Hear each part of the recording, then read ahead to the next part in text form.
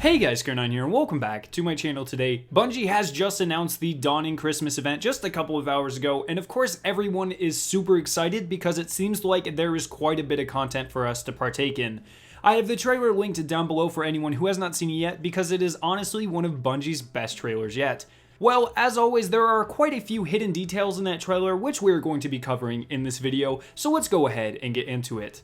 I'm going to be starting off with the detail that is honestly the most exciting for myself. In year 1 there was a strike called the Nexus. It was one of the shortest and honestly the most fun strikes in the game. Well, once the Taken King launched, it got left behind, and it is currently the only strike in the history of Destiny that is not up to current light levels. Well, at a point in the trailer, you can see this screenshot from the Nexus strike.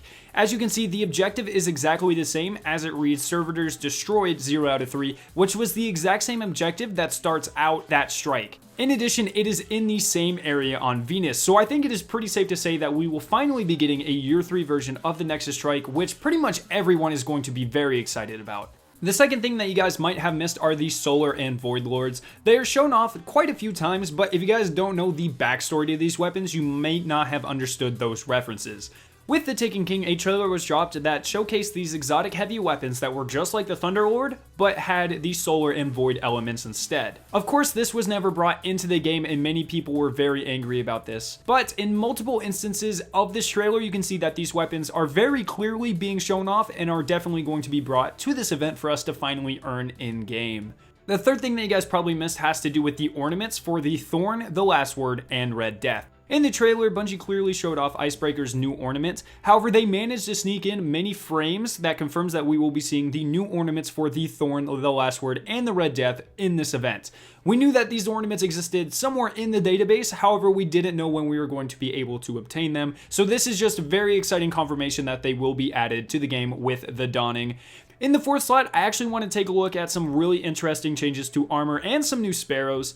Throughout this trailer, we get to see many new sets of armor, such as these that are clearly inspired by some historic Chinese armor. Well, in this picture, you can see a couple of Guardians standing around Amanda Holliday, and if you look closely enough to the Hunter's Racing class item, you can see that it is orange instead of the standard blue. This is exciting because in last year's Sparrow Racing League, you had a blue class item that did not change with shaders, so this seems to be confirming that they will change with shaders this year. Next, we are shown a Sparrow with the Dawning logo on it. I thought this was pretty cool looking and definitely wanted to point it out to you guys because it will probably be the main reward from the main Dawning quest. And then we can see this pure gold Sparrow. Now this thing looks absolutely amazing as it is pure gold. It has some extra stuff just going on, like a console and some wings and stuff like that.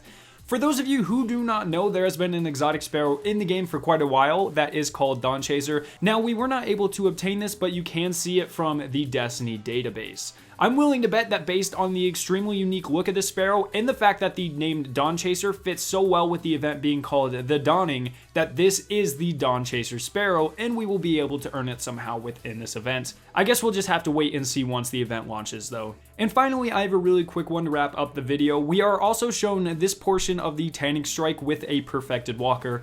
However, currently there is no Siva version of the Tannic Strike, so this means that we are very obviously getting a variation of the strike that will entail Siva. Now, this is not as exciting as the Nexus Strike in my opinion, but it will add a little bit more variety to the strike playlist. So those are the 5 things that you guys missed in the Dawning trailer. If you learned anything new, please consider leaving a like rating and sharing this video with your friends. You can click the annotation on screen to see that video if you have not done so yet. Finally, subscribe for more awesome Destiny content, and I'll see you guys in my next video.